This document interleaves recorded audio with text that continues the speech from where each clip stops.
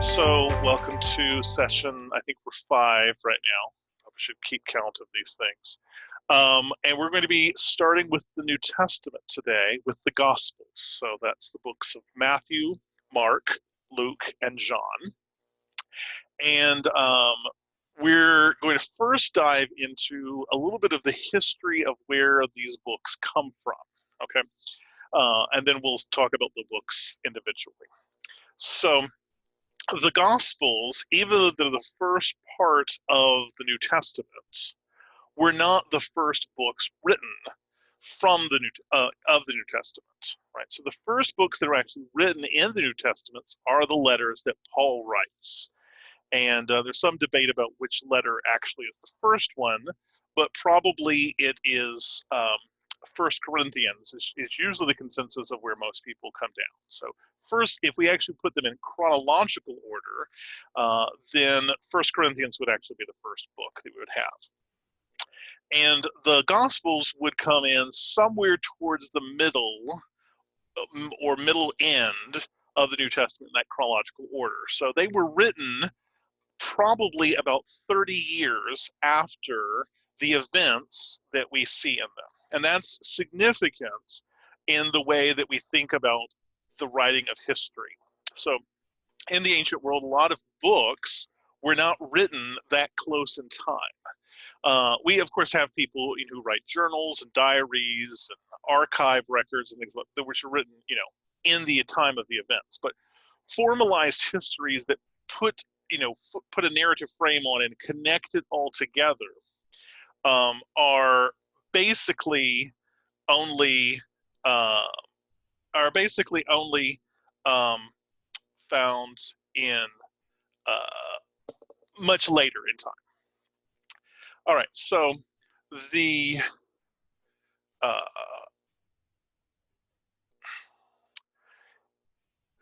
it's kind of debated again exactly which at what time in history we uh, will first have the when the Gospels were written. Let me say it that way. The uh, but probably around the year 60 AD. We'll just say that for right now.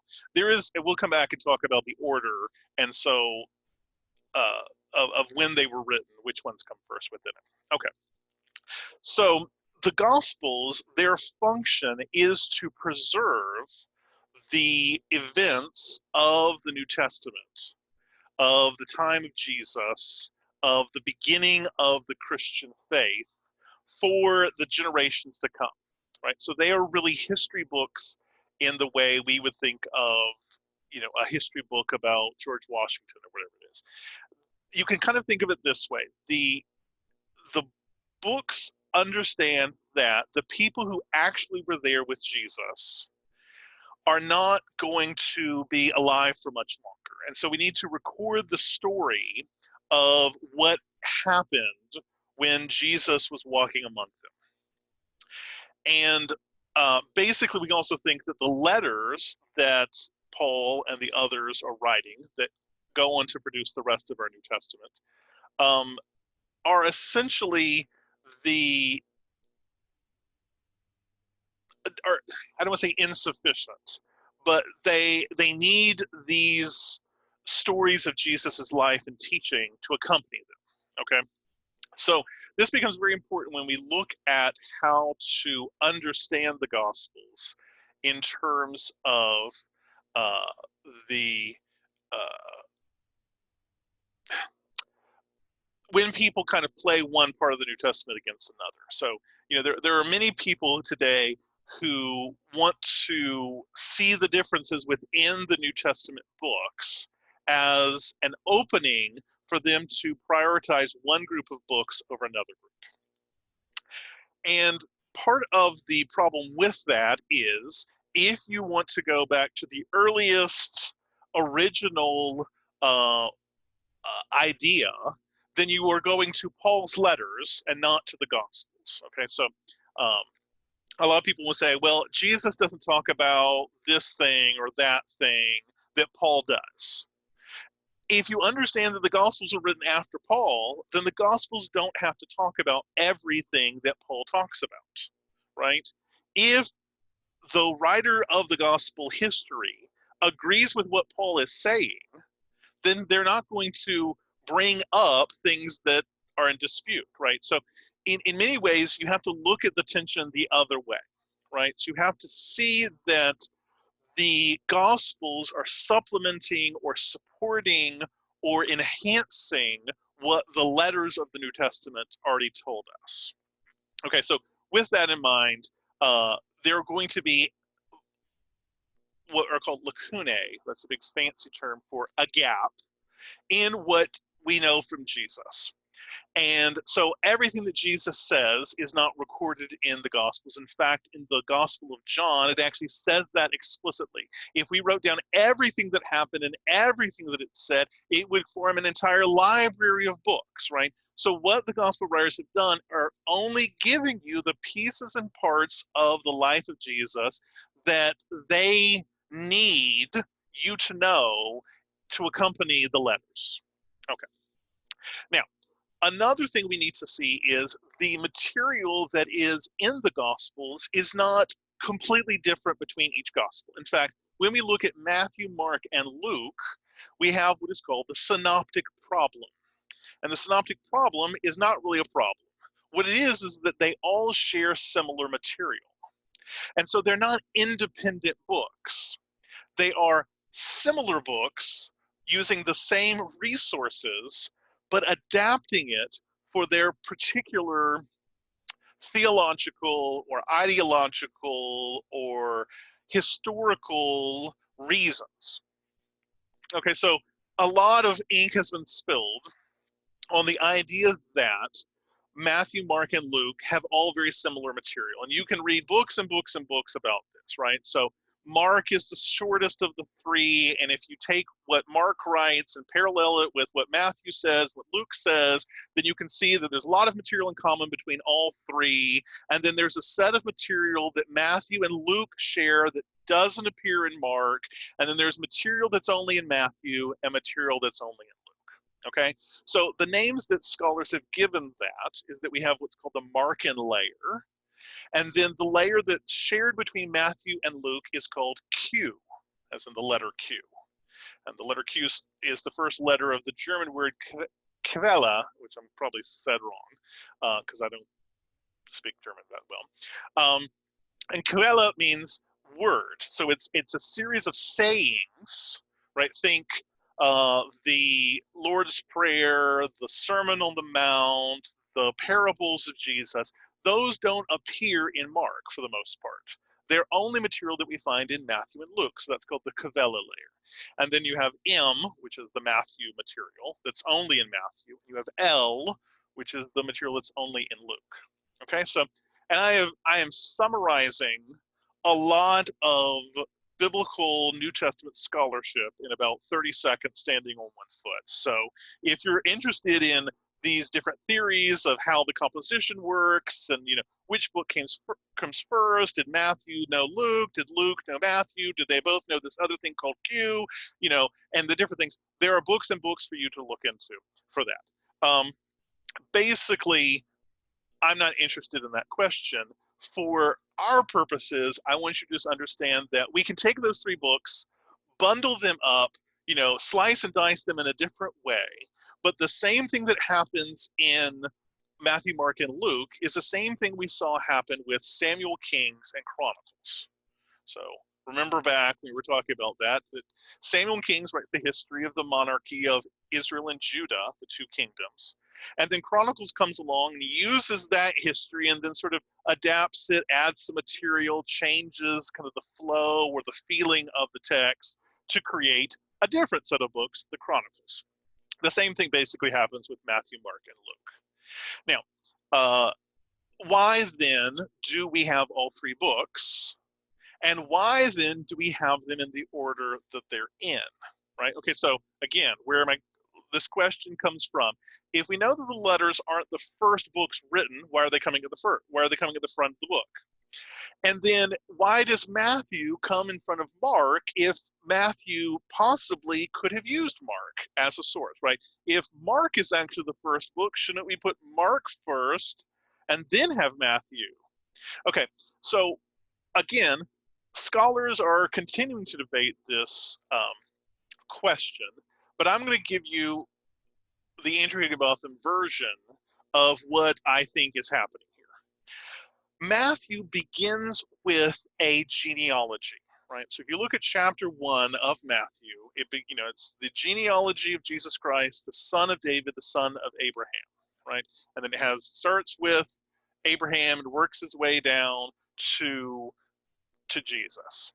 Now, what does that remind us of? A genealogy that opens a book that's then going to tell us a history that is adapted from a prior known history of events. Chronicles. In the Hebrew Bible, when we have the books in order, remember we talked about this before, that all of the books that create the Hebrew Bible or form the Hebrew Bible that we also call the Old Testament, right? They occur in different orders between the Hebrew version of those books and the Greek version of those books called the Septuagint. And the modern Protestant translations of the Bible follow the Septuagintal order, which puts the prophets, primarily that book of the 12 we talked about last time, at the end, right? So that our Old Testament ends with Malachi, which is historically, or at least supposed to be thought of as historically, the last book written, right? So our Bible basically puts the books, not exactly, but in general, from first to last. Genesis is sort of the earliest book because it talks about creation, and Malachi is the last book because it's well after the exile. In the Hebrew Bible, the books are in a different order. Those prophetic books actually happen in the middle because the books in the Hebrew canon are ordered in terms of authority, right? So you have Genesis, Exodus, Leviticus, Numbers, and Deuteronomy at the front because the Torah is what makes up most of the legal material that the Judeans and then later the Jews are going to form their religious and cultural beliefs around. And then the middle section of that Hebrew canon is the prophets, Isaiah, Jeremiah, Ezekiel, and then the Book of the 12 and some other books, right? And those are sort of the next most authoritative books, right? And then the last group of books in the Hebrew canon is literally called writings. They're just the other books that have some authority, but if we think of that hierarchy, they're kind of on they're the low man on in the hierarchy. The writings include the Psalms, Job, some of the other books like Ecclesiastes. Excuse me, copy. And then the very last book in the Hebrew order is the book of Chronicles. Now, again, within the three sections, there's probably not as much of authority for you to think of it that way. So don't think of Chronicles as like a throwaway book. It just was the book that ends up at the end of their text. Okay, so Chronicles starts with a genealogy and tells the history of a monarchy. And then Matthew starts the genealogy and tells you the history of a king. You get it? Do you see the connection? That's why I think we put Matthew first. Because when they put these books together and they start organizing them, they have to create an idea of how do we put these books together, right? We're going to put the life of Jesus first, historically, and then we'll have the letters that follow after his resurrection. Even though those are historically earlier books.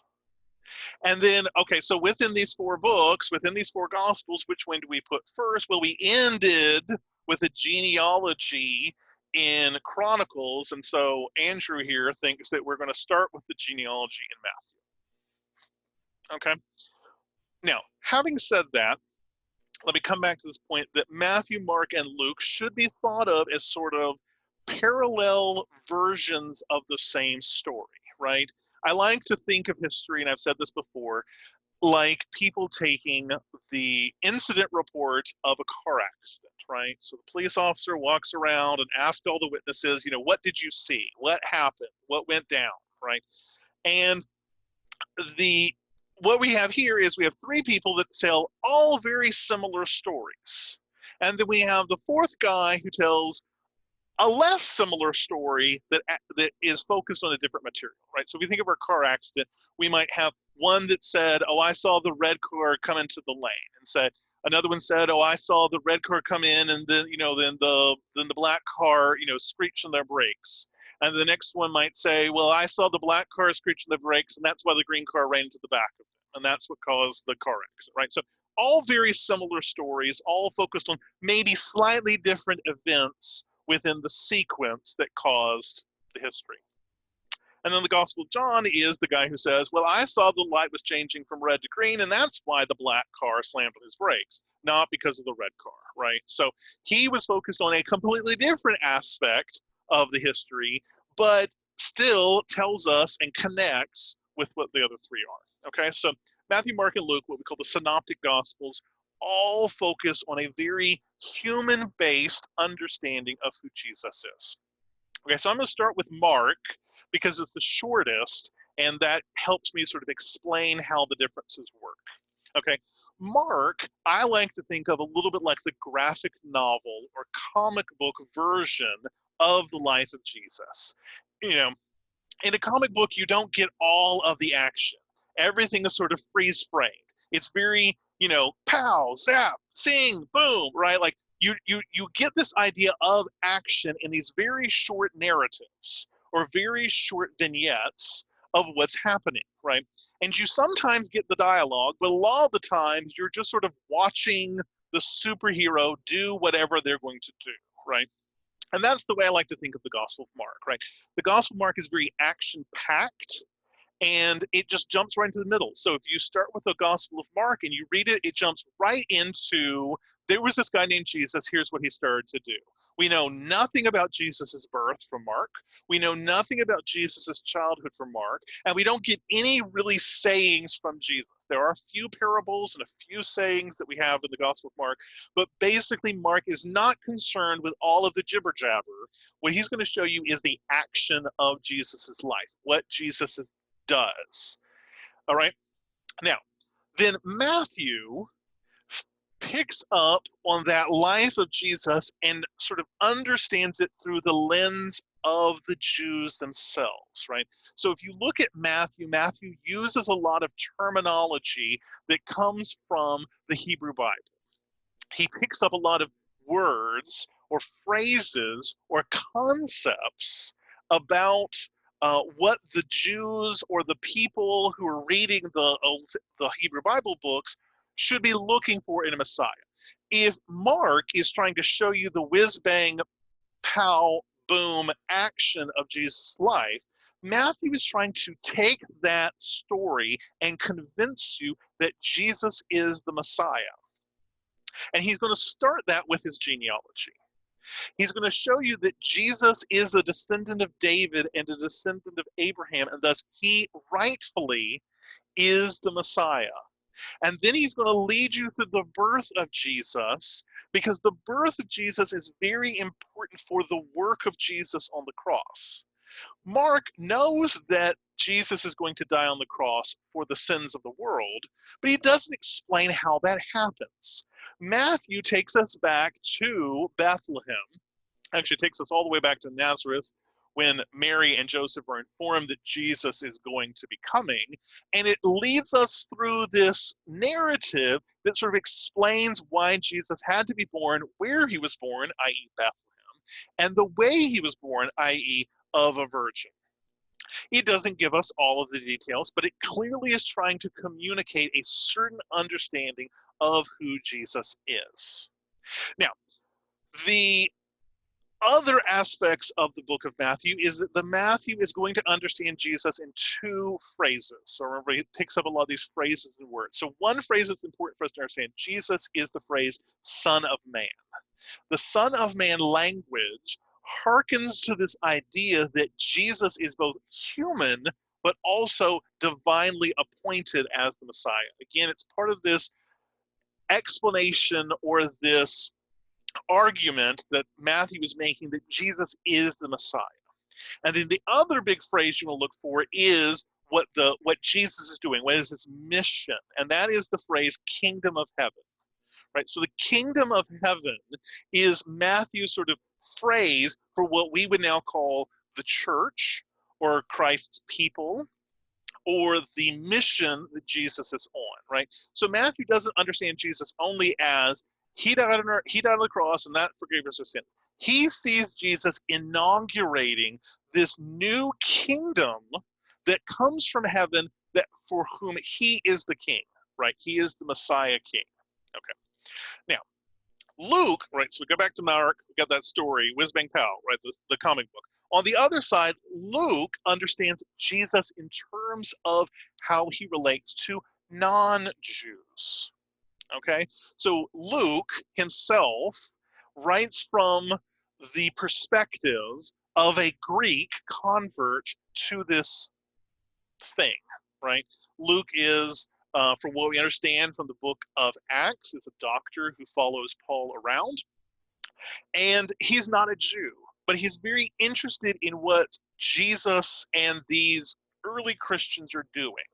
And so he writes his book much more in the frame and form of a Greek biography of the time. So if you look at the opening of the book of Luke, and then also Luke writes the book of Acts, he opens in very similar ways. Oh, dearest Theophilus, I'm writing you this book. That's how Greco-Roman biographies at the time basically were kind of thought of. You're writing it as to a person, not just in general. Now, Luke starts the story of Jesus even earlier than Matthew, right? After the genealogy, Matthew starts us in Nazareth with Mary finding out that she's about to have the Messiah. Luke starts it about 6 months earlier with Elizabeth, her cousin, being told that she's going to be pregnant with John the Baptist, the forerunner, the prophet who's going to precede the Messiah and prepare the way for him, right? And so in Luke, we get more details about sort of the people around, right? So if we think of Luke as someone hanging around the apostolic church, these early Christians, then we see that Luke really focuses on these other people that are around the scenes, right? We see Elizabeth, and we see Simeon, and we see Anna. This, if you read chapters 1, 2, and 3 of Luke, you can see these people. We have a lot more of these these other people that are associated with this Jesus movement. Because of that, Luke puts his genealogy sort of after all of those events, right? I don't want to say he forgot to do it, but in his mind, he doesn't need to start with a genealogy. He needs to start with this idea of the forerunner. Why does he do that? Again, remember, our Old Testament is in the order it is because of the Septuagint. And the Septuagint ends with the book of Malachi. And the book of Malachi ends with this phrase, I will send my prophet ahead to prepare the way of my coming. And then Luke opens with, and so God decided to send this prophet as the son of this woman named Elizabeth. Right? So Luke is writing his gospel from the perspective of the Septuagint order of books and where we left off in the Hebrew Bible, and the Septuagint, or the Greek version. Matthew was writing his book from the Hebrew canon version of the books, which ended with Chronicles and starts with a genealogy, right? That explains why they both have genealogies, but they have them in different places, and they also focus on different aspects of the early years of Jesus's life. Okay, Luke also is going to show us a much more interested in, again, like I said, all of these people that are sort of around. There's a lot of weird interactions that Jesus has with Greeks or with Samaritans or with people that are on the fringes of Jewish society that Luke is much more detailed in. And he sort of communicates the idea that he has gone to talk to these people, or he has interviewed the people who saw these events going down, and he's very interested in bringing a lot more color and detail to the story. Okay? Now, this finally leaves us with the book of John. And John is like the guy who's looking at the stoplight, seeing a completely different but similar order of events in the car accident reconstruction that we're doing, right?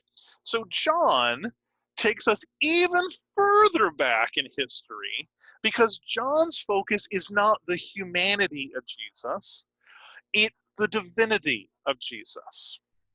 In many ways, John starts for his book opening with who Jesus is as God, right? In the beginning was the Word, and the Word was with God, and the Word was God. Why does John start here? Because he needs you to connect Jesus not as just a human, messianic king, teacher, prophet. He needs you to understand Jesus in terms of the divine Trinity order of events. He needs you to first understand that Jesus is God before you see Jesus as a human. And because of that, John is going to be sort of focused and fixed on a lot of different issues that we see. John, and I think this is kind of interesting, is very fixed on this concept of time, right? That Jesus comes down from eternity, enters into time, and then returns back to eternity, right? It's called the Johannine U, right? So Jesus is coming from God at the beginning of the book, and then he's going back to God at the end of the book, right? And you can see that in those last chapters of the Gospel of John. He's very interested in that language of I'm coming from the Father, I'm going to the Father, is again a marker that John uses to kind of motivate his text. Another thing that John is interested in this concept of time, is that John tells us when things happen in sort of a calendar of events, right?